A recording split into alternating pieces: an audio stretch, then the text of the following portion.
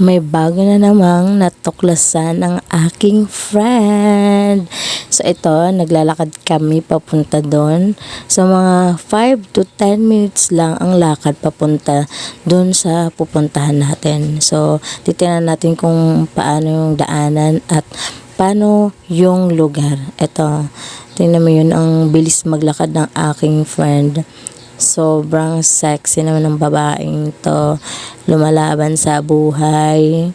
So kasi hindi niya alam kung maganda ba ang lugar or hindi. So ito na nga, titingnan natin, malapit na kami, mga konting may dadaanan pa kaming tulay o sobrang ganda ng patulay ang person.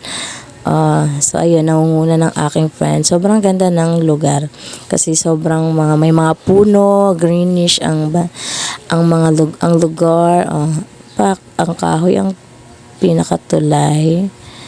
Yan, malapit na tayo. Papunta na tayo sa magandang lugar. Ayan, 'di ba? Sobrang ganda. Ayan. At ang view, maganda yung view, may cottage din siya. Pero walang may bayad yung entrance, 10 pesos only. Ayan tingnan nyo.